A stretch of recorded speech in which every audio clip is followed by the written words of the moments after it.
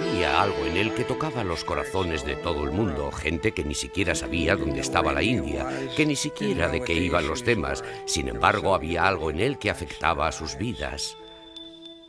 Era un hombre de muchas caras. Tenía un tremendo sentido del humor y a veces parecía bastante irrespetuoso e incluso también a veces malicioso. Líder de un quinto de la humanidad. Poseía esa extraordinaria capacidad para hablar ante una inmensa muchedumbre, como si se estuviese dirigiendo a cada uno personalmente. Padre juguetón y amigo. En algunas de las caricaturas que hicieron de él, le representaron con cara de mono, y el abuelo solía reírse de aquello y hacía chistes y decía: «Aquí está tu mono». Inspiración de futuras generaciones. Gandhi sintió que la no violencia exige una convicción muy fuerte, y el obstáculo mayor para ello es el odio. Rebelde por una causa justa. Él decía, sí, iremos a la cárcel. Haremos votos a Dios de que iremos a la cárcel y nos quedaremos hasta que retiren esta ley.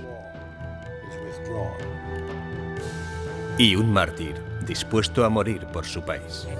Él comentaba a un amigo que sabía que moriría a manos de un asesino y le decía que cuando esto ocurriera, él aceptaría esa bala con valor, con el nombre de Dios en los labios.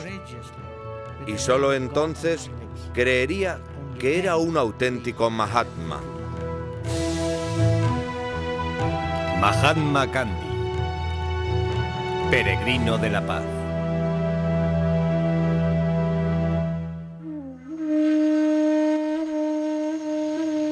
There is an unalterable law governing everything and every being that exists or lives.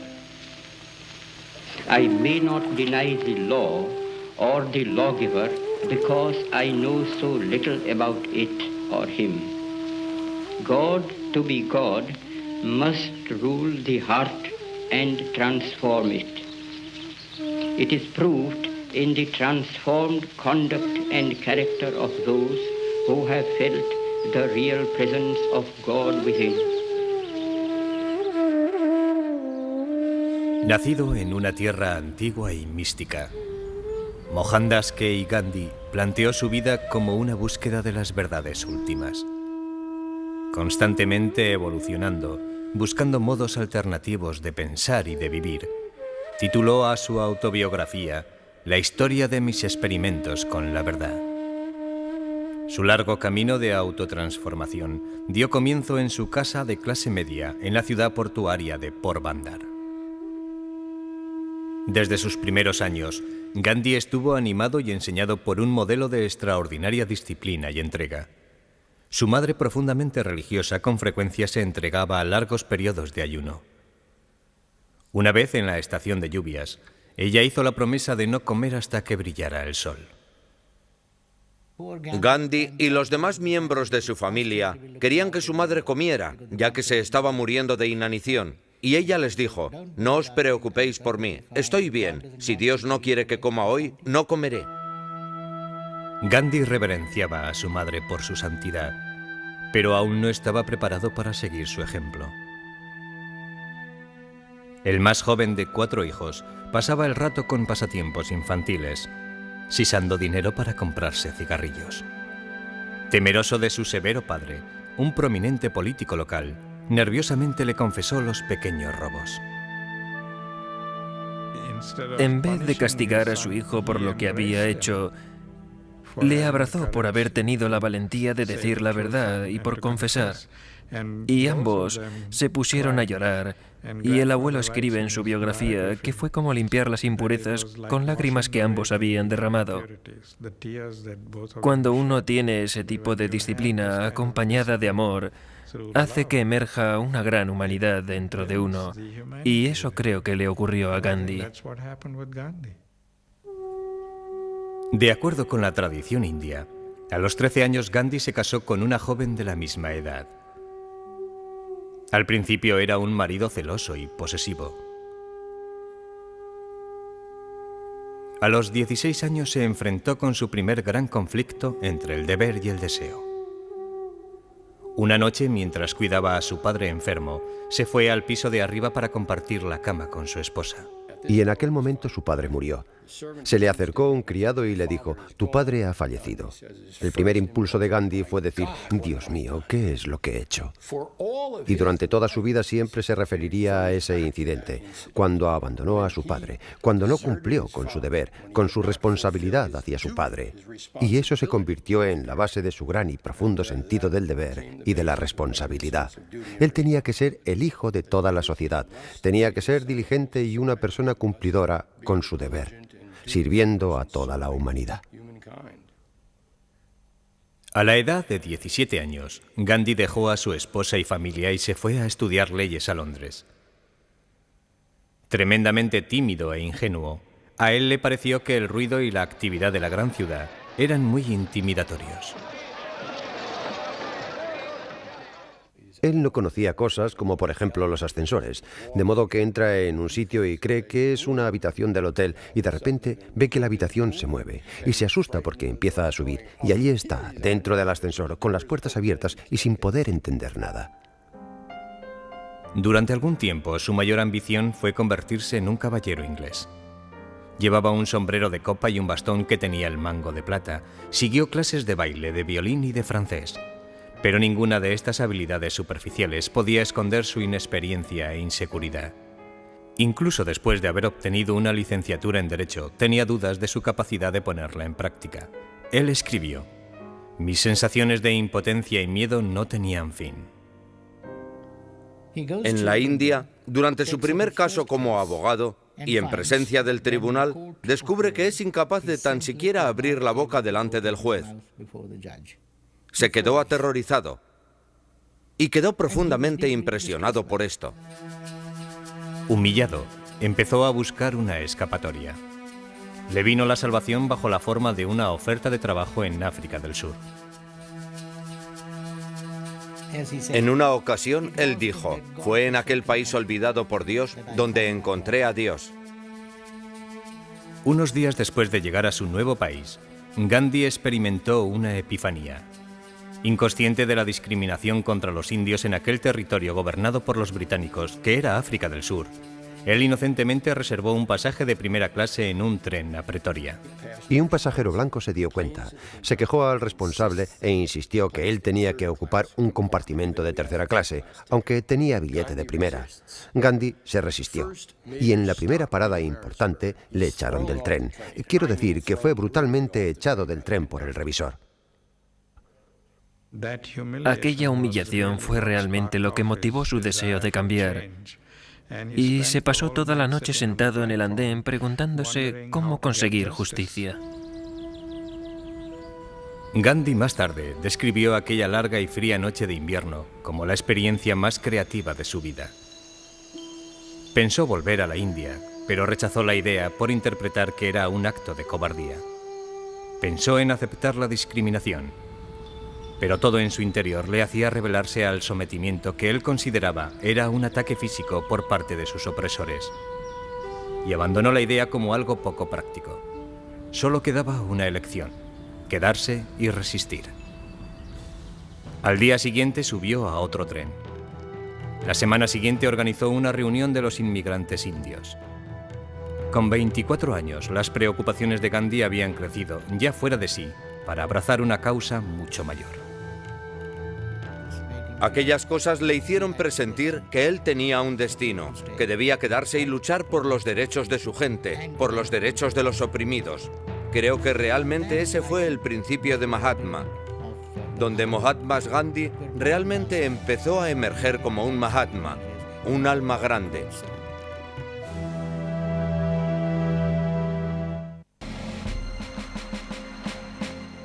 En la Sudáfrica de 1890, tanto los africanos como los indios soportaban los caprichos de sus amos blancos, viviendo bajo leyes que les negaban el derecho al voto, a la posesión de propiedad e incluso a andar por la calle una vez que había oscurecido.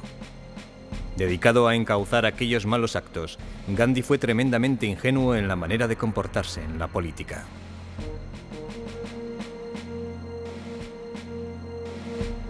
Como abogado creía que si nosotros cambiábamos la ley, cambiábamos la conducta humana. De manera que desde 1893 a 1906 se ve en los tribunales obligado a hacer algo. Pero el problema es que los británicos eran mucho más arrogantes todavía. Y si él cambiaba una ley, otra la sustituía, de manera que la discriminación funcionaba de otra manera. Victimizado por los sudafricanos blancos, Gandhi tomó la resolución de actuar como una fuerza unificadora. Empezó a desarrollar las comunidades de gente de diferentes razas y religiones, todos juntos para vivir como iguales.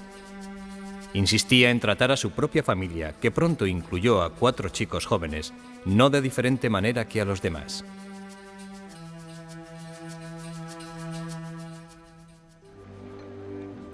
A pesar de su abjuración de la opresión británica, hasta 1906 Gandhi se consideró a sí mismo como un fiel miembro del imperio, incluso cantando Dios salve a la reina y enseñándolo a sus hijos.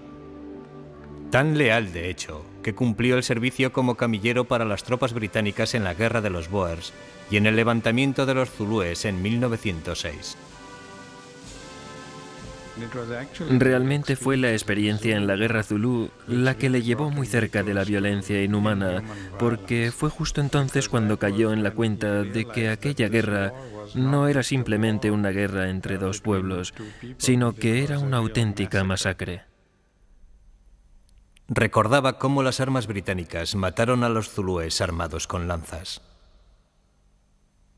Vio el placer que los soldados sentían al matar y recogió los cuerpos de los muertos y de los heridos que habían sido abandonados para que muriesen en su agonía. Empieza a pensar que los zulúes son dominados de esa manera por los británicos. ¿Qué es lo que significa la dominación? Cuando piensa en su propia dominación, en su familia, y particularmente de su esposa, él se había casado a los 13 años y había sido a veces lo que él llamaba un marido cruel, celoso y dominante. Y es fascinante el modo de pensar que le había sugerido la revuelta zulú, al ver cómo los británicos dominaban a los zulúes. Y eso se lo aplica a él mismo. ¿Hasta qué punto yo soy culpable de este tipo de conducta dominadora en mi propio matrimonio y en mi relación con Kasturba? De acuerdo con la tradición hindú, es el hombre ideal que ha conquistado su sexualidad y que logra una inocencia como si fuera un niño.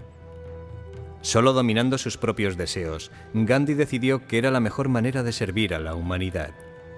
A los 37 años, hizo el voto hindú de Brahmacharya, es decir, celibato perpetuo.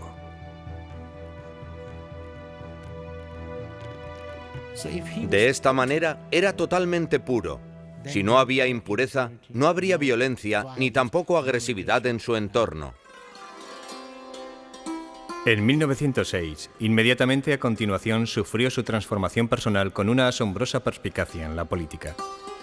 Se habían decretado nuevas leyes por las cuales todos los indios deberían quedar registrados y dejar sus huellas dactilares. Dichas leyes incluían el que las mujeres indias tenían que desnudarse para que la policía blanca pudiera marcar los cuerpos de tal forma que los números quedasen registrados. Irritados, unos 3.000 indios se reunieron en Johannesburgo para planificar una campaña de acción. De repente, al fondo de la sala, un mercader musulmán llamado Ajib Mujib se pone de pie y agitando su puño dice: «Por Dios, iré a la cárcel antes de obedecer esta ley». Gandhi antes no había pensado en aquello, no había pensado en ir a la cárcel, pero instintivamente supo que esa era la manera de actuar. Se levanta y dice: «Haremos un voto a Dios, porque iremos a la cárcel y estaremos allí hasta que retiren esta ley». El discurso de Gandhi supuso un acto masivo de desobediencia civil, que no tenía precedentes en la historia.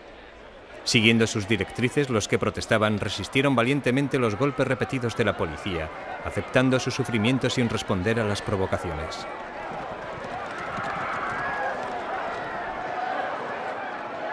Por primera vez en su vida, cayó en la cuenta de que cuando el corazón humano está cerrado, es imposible desarrollar la mente. Es inútil razonar con una persona cuyo corazón está lleno de ira. Si la razón no es suficiente, la violencia no sirve para nada. ¿Qué hacer entonces? En Sudáfrica descubre por primera vez el método de la resistencia no violenta. Te levantas contra tu represor, le dices que no vas a abandonar y también le aseguras de que no vas a responder al daño que te haga. Gandhi acuñó el término satyagraha para describir su concepto revolucionario, una combinación de dos palabras del sánscrito que significan verdad e ir detrás de. El objetivo de la no violencia era tan viejo como la filosofía humana, y lo que Gandhi pretendía era aplicar este ideal a las situaciones políticas concretas. Gandhi consideró que en orden a implantar la auténtica no violencia, lo primero que hay que hacer es poseer el espíritu de reconciliación mutua y desarrollarlo en tu propia mente. Sin eso, ¿cómo puedes apoyar la no violencia auténtica? En 1913, el general Jan Smuts, la marioneta inglesa en Sudáfrica, decretó unas leyes diciendo que los matrimonios hindúes y musulmanes eran inválidos. Y Gandhi aprovechó el momento para crear una revuelta mucho más grande.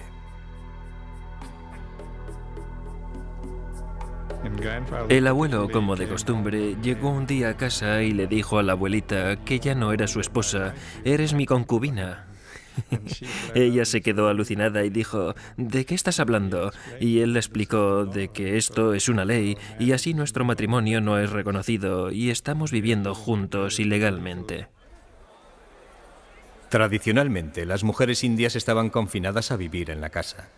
Gandhi atacó tales costumbres como otra forma de opresión y llamó a las mujeres para que apoyaran y participaran en las responsabilidades públicas. En un golpe muy hábil había ayudado a emanciparse a millones y añadió una potente nueva arma en su arsenal.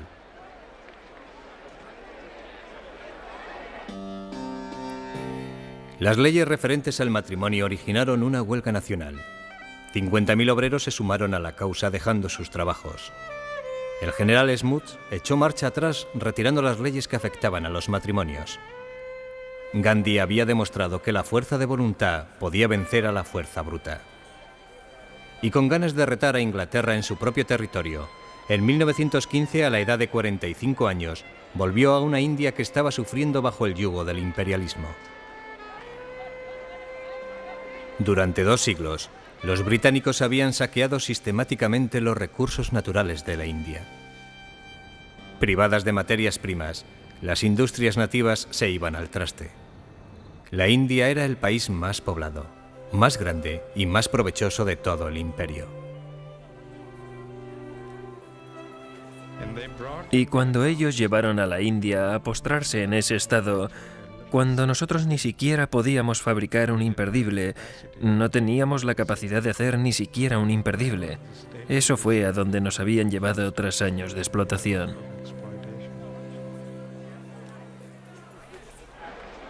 En 1915, 300 millones de indios estaban sometidos a 100.000 invasores ingleses. Nunca en la historia, tan pocos habían regido a tantos y desde tan lejos. Desesperados, temiendo no recuperar nunca su libertad, los indios colaboraban en su propia esclavitud, dando soldados y policías para reforzar el poder de sus blancos amos. Gandhi retó a sus compatriotas a que resistieran, diciéndoles que aquellos que se comportaban como gusanos tenían que esperar que los pisotearan. Él dijo, ¿cuándo aprenderemos a rebelarnos contra nosotros mismos? Nos hemos convertido en personas tan dependientes que tenemos incluso que aprender a rebelarnos contra nosotros mismos. Tenemos que liberarnos de la dependencia. Nosotros no podemos rebelarnos contra el gobierno si no aprendemos antes a rebelarnos contra nosotros mismos. Una y otra vez, las autoridades británicas, con muy poco juicio, cayeron en manos de Gandhi provocando a la opinión pública. En 1919 protestó contra unas nuevas leyes, incitando a que se celebrara una huelga nacional. Mientras coordinaba desde Bombay la rebelión, cientos de miles de personas en el norte, 2.000 indios quedaron atrapados en la ciudad cerrada de Amritsar sin saberlo, porque tan solo 2 días antes el general Reginald Dyer había decretado una prohibición para evitar que la gente se concentrara. Sin previo aviso, Dyer hizo desfilar a 15 batallones indios dentro de la plaza y les ordenó que abrieran fuego con los rifles y los revólveres. Durante 10 minutos los soldados cortaron el paso a los que habían quedado atrapados contra la muchedumbre aterrorizada, matando a 379 personas e hiriendo a más de 1000. La única razón por la que dejaron de disparar fue que se habían quedado sin municiones. Dijo que si hubieran tenido más municiones, hubieran seguido disparando contra la muchedumbre, disparando a matar contra la gente. Su ambición fue dar una lección a los indios y que no podían desafiar a los británicos saliéndose con la suya. A continuación, Dyer decretó un infame documento en el que se decía que los indios tenían 2 posibilidades: postrarse sobre sus barrigas y moverse como gusanos, o enfrentarse con la muerte.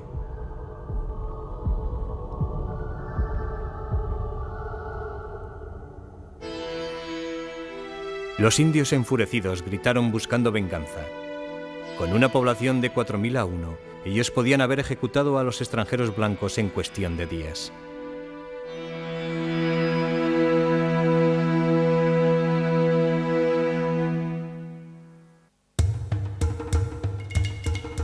La masacre de Amritsar en 1909 amenazó con acabar en un baño de sangre, tanto entre los británicos como entre los indios que pedían venganza. Gandhi salió a la palestra y dijo que no podemos hacer a los británicos lo que el general Dyer ha hecho con nosotros. Nosotros les tenemos que demostrar que podemos ir más allá de ese tipo de odio. Él nunca permitió a nadie que pensara que los británicos eran enemigos. Decía, no son nuestros enemigos, ellos son nuestros amigos y necesitan liberarse tanto como nosotros. Durante los 3 años siguientes, Gandhi transformó la causa nacionalista india en un movimiento de masas. Supo construir por la ira generada en Amritsar la unión entre los hindúes y los musulmanes, entre el obrero y el mercader. Y se ganó el afecto de los indios comunes, haciéndose uno de ellos, vistiendo su misma ropa sencilla, no comiendo mucho y teniendo unas comodidades muy pequeñas, como si fuera el más pobre de los pobres.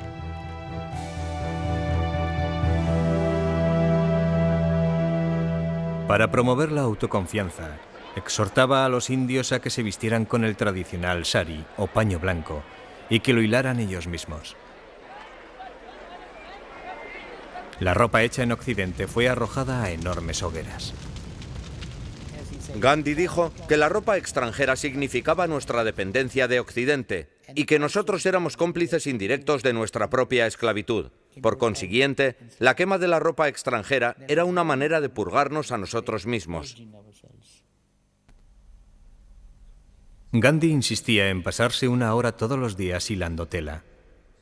Otros jefes indios ridiculizaron dicha práctica y en medio de una crisis nacional, a Gandhi se le podía ver con la rueca tejiendo. Pero él veía la importancia que tenía aquello para relacionarse con las masas. Su carisma le mantuvo como el líder indiscutible de la India durante un cuarto de siglo. Mientras con una mano incitaba a la gente a una revuelta abierta, con la otra tenía que evitar a sus seguidores a sucumbir en la seducción que podía ejercer el derramamiento de sangre en ellos. Muchas veces suprimió campañas cuando amenazaban con hacerse violentas, cosa que enfadaba tanto a amigos como a colegas.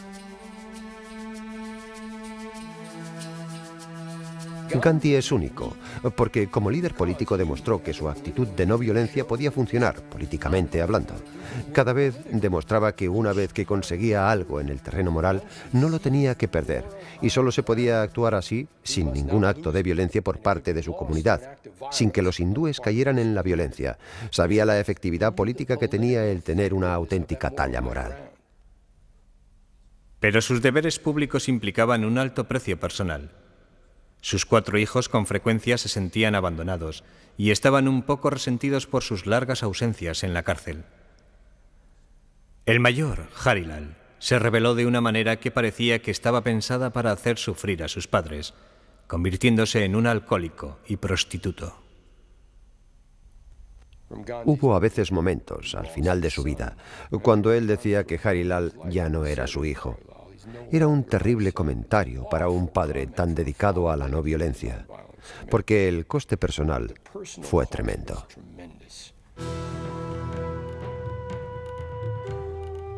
Gandhi sufrió por su hijo, pero ninguna preocupación personal le podía hacer que se olvidara de cumplir su misión de liberar a 300 millones de indios.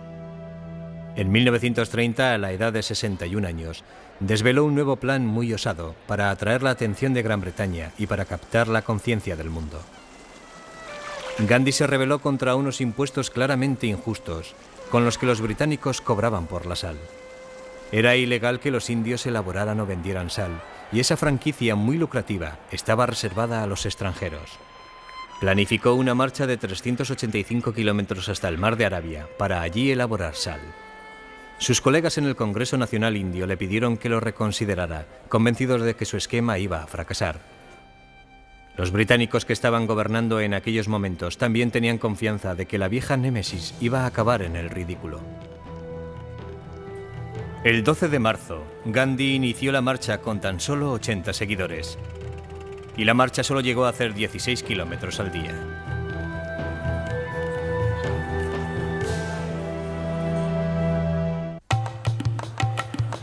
La marcha de Gandhi de 1930 por el tema de la sal despertó un gran interés en toda la población y dio tiempo a que los corresponsales de todo el mundo acudieran a la India para relatar de primera mano aquel espectáculo.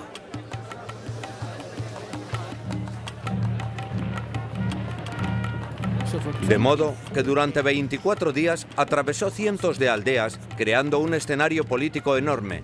Y a medida que las noticias fueron extendiéndose, no solo toda la India estaba emocionalmente implicada, sino que también todo el mundo lo estaba. Infinidad de periodistas norteamericanos decían que aquello era realmente increíble.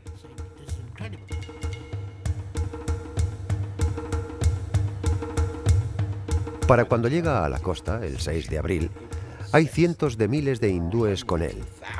Y cuando llega y coge aquel puñado de sal y dice: con esta sal yo resisto al imperio británico. Y añade: uníos en esta lucha del derecho contra la fuerza. La respuesta fue masiva. A lo largo y ancho del país, los mercaderes, los granjeros y las amas de casa abiertamente hacían y vendían sal. Encarcelaron a miles, incluyendo a Gandhi. Y la policía brutalmente aporreó a los manifestantes, haciendo enfadarles todavía más y haciendo que los indios se unieran más aún. Gandhi sabía que la resistencia no violenta exigía a sus seguidores que mostraran valor, haciendo un llamamiento a lo mejor de la naturaleza humana. Había enseñado a los indios a rebelarse contra sus opresores y contra ellos mismos.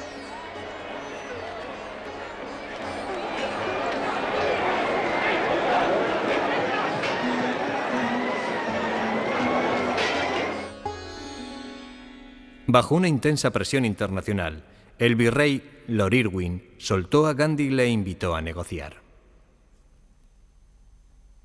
Gandhi fue directamente de la cárcel al palacio del virrey y fue tratado como huésped de honor. Le ofrecieron un vaso con agua. Él lo puso sobre la mesa, sacó algo de una bolsa que llevaba atada en la cintura. Y el virrey, muy curioso, le dijo: ¿qué es? Él contestó: Excelencia, no se lo diga a nadie. Esta es la sal que he elaborado ilegalmente. Y tranquilamente la echó en el agua, lo removió y bebió.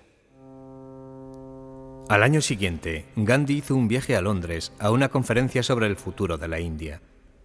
Como siempre, viajó en tercera clase y llevó a cabo sus disciplinas diarias.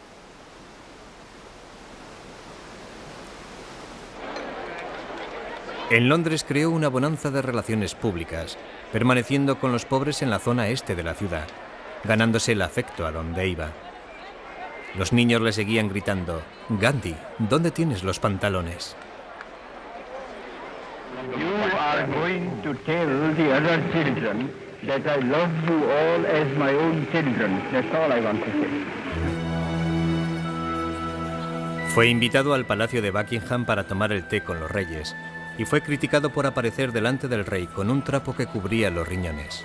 Gandhi dijo: ya llevaba el rey lo suficiente para los dos. De vuelta a la India, siguió expandiendo su mensaje a través de la oración diaria y de los mítines. I am going to request the father of our nation, the apostle of love and truth and non-violence, to give us his benediction. It is complete independence that we want. Una reunión de oración podía convocar a cientos de miles de personas y tú simplemente te dedicabas a mirar con el rabillo del ojo. Nadie le miraba porque estaban todos totalmente absortos. Gandhi admitía que tenía un ego superior y a veces le parecía que la adoración que le rendían las masas le encantaba. Sin embargo, la mayor parte de las veces constantemente decía que aquello era insoportable.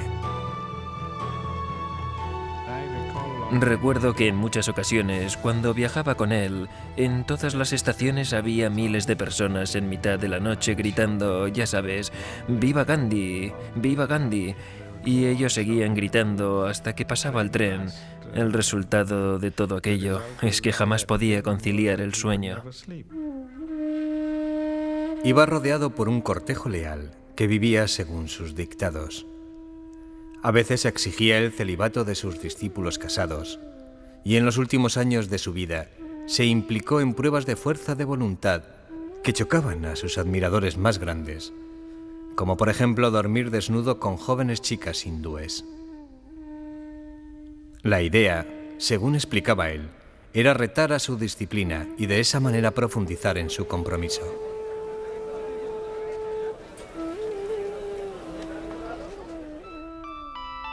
Para los indios casi era una deidad. Para la Gran Bretaña imperial, el enemigo. En agosto de 1942, exigió la inmediata independencia declarando: aquí hay un mantra, uno corto y os lo digo, hacerlo o morir. Nosotros libertaremos a la India o moriremos en el intento.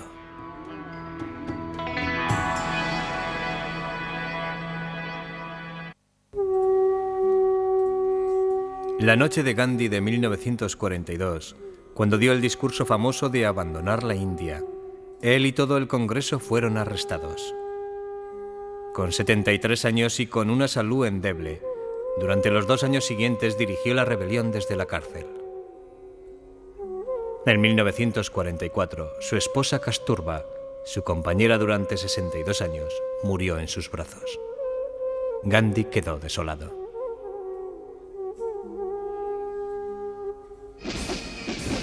Un año más tarde, una Gran Bretaña exhausta admitió que ya no tenía los recursos para gobernar la India. Pero la perspectiva de la independencia trajo consigo viejas divisiones al pueblo. Los hindúes y musulmanes, durante mucho tiempo rivales que mutuamente desconfiaban entre sí, pasaron al odio abierto. La minoría musulmana insistía en tener un país separado que se convertiría en el Pakistán. Tras una larga vida dedicada a unir a la gente, Gandhi vio su querida patria dividida en dos. Creo que la idea de que la India fuese dividida rompió el corazón de Gandhi. A veces no veía soluciones posibles. Su corazón sabía que aquello era lo correcto, pero el mundo con frecuencia no permite que lo justo suceda. Mantuvo la fe en sus principios y pidió a los demás que hicieran lo mismo. Incluso cuando se detuvieron las negociaciones con el virrey, Lord Mountbatten, mantuvo su vieja disciplina del silencio un día a la semana. Mi padre empezó a considerarle como a un santo, pero era alguien que te podía exasperar a la hora de hacer un trato. Fue en aquel momento de crisis cuando mi padre le pidió que acudiera para comentar cosas y estaba totalmente desesperado. La expresión de mi padre cuando Gandhi entró en la habitación con su dedo en los labios fue: «Oh, no, no puede ser el día del silencio».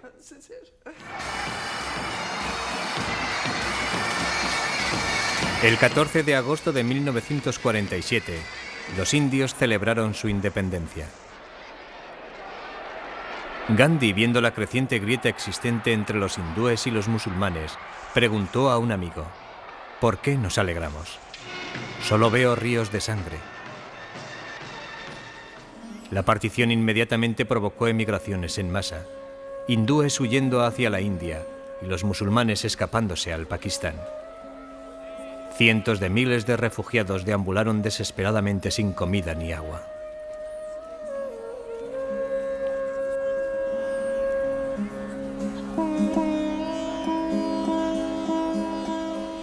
Devastadas por las privaciones y rotas por antiguas animosidades, las dos grandes religiones irrumpieron en una masacre mutua. Ambos lados estaban actuando tanto por miedo como por ira. Recuerdo que estaba yo en un andén cuando no había nadie en el tren, pero salía la sangre por las puertas a medida que las abrían. Aquello parecía una carnicería, si no fuera porque aquella carne tenía trozos de ropa encima. Llegaron a perecer 500.000 de personas.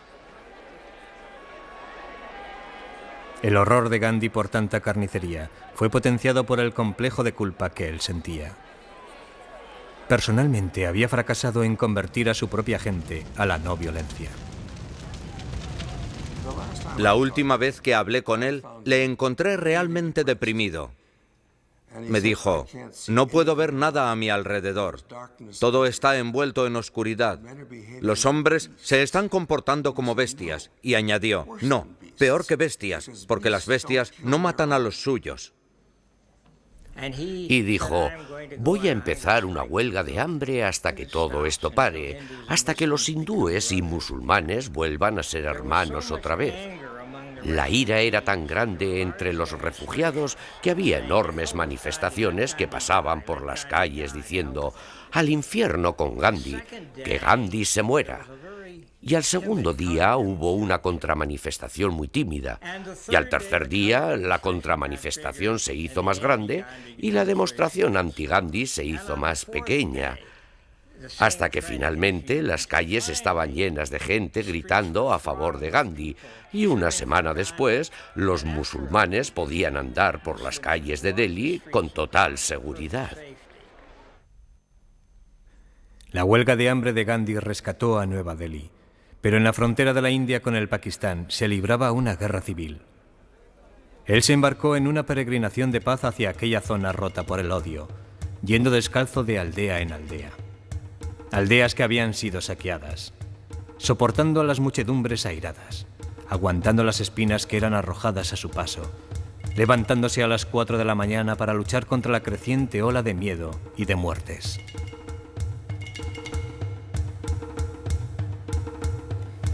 Creo que no hay un solo indio que no se sintiera avergonzado y orgulloso al mismo tiempo. Avergonzado porque él había sido abandonado por tantos de ellos, y orgulloso porque en aquellos días de la brutalidad más oscura, más tremenda, emergió una figura que hizo que alguien se pudiese sentir orgulloso de ser indio, que pagaba las culpas por ello. Una especie de figura de Jesucristo.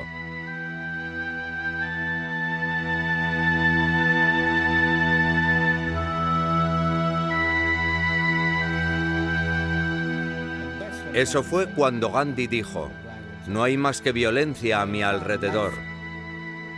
Toda mi vida ha sido un fracaso, y mi muerte ha de lograr lo que mi vida no ha conseguido. Deliberadamente, iba sin protección alguna en las situaciones más comprometidas.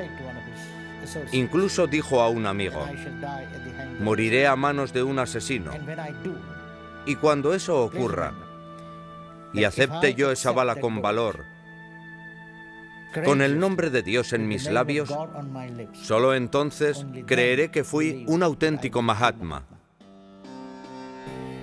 El 30 de enero de 1948, Gandhi, con 78 años de edad, iba hacia su oración diaria en el jardín del edificio Birla, en Nueva Delhi. De entre la muchedumbre salió un joven hindú. Se inclinó hacia Gandhi y le disparó 3 veces. Justo antes de morir, Gandhi murmuró: Rama, que es la palabra india para Dios. El impacto fue tan tremendo que recuerdo que me salieron las lágrimas. Solo le había visto media docena de veces, pero el impacto, el magnetismo de la persona era tan enorme que uno podía sentir una profunda impresión, como si el padre de uno mismo hubiera muerto. Y todo el mundo en la India sintió lo mismo. Hubo un mar de gente alrededor de la casa y uno de mis recuerdos más vivos fue ver a Pandit Nehru allí de pie junto a la pequeña pared de piedra llorando, diciendo que el padre de nuestra patria ha muerto y rompiendo a llorar en lágrimas. La pena y el impacto de su asesinato sacó a la India del borde del precipicio de la locura. Cesó la violencia de la noche a la mañana. 1 millón de personas fueron a Delhi para el darshan, la bendición de estar cerca de él. Durante toda la noche, la gente vino a pie y en carretas tiradas por bueyes, en bicicletas, en coches viejos, autobuses o colgadas de los trenes. Y un mar de humanidad siguió la pista de aquel pequeño gran hombre.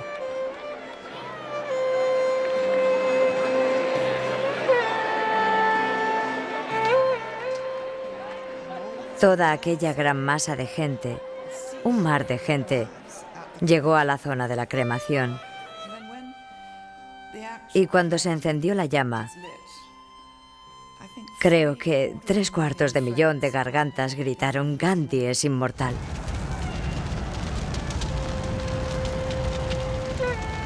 El legado de Gandhi fue la vida que llevó. Una vida que estaba destinada a encontrar una sola pasión, un solo principio, el principio de la no violencia. La revolución de la no violencia había liberado a la India y en los 50 años siguientes ha transformado el mundo. Como más tarde Martin Luther King llegó a afirmar, Cristo me dio el mensaje y Gandhi me proporcionó el método. Sus cenizas fueron llevadas en un tren especial de tercera clase al océano y allí fueron arrojadas entre las olas por un alma que jamás perdió su fe en Dios ni en el hombre.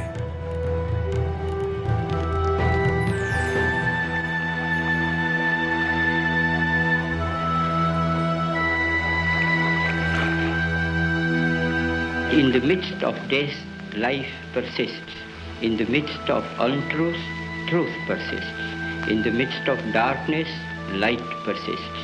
Hence I gather that God is life, truth, light. He is love. He is the supreme good.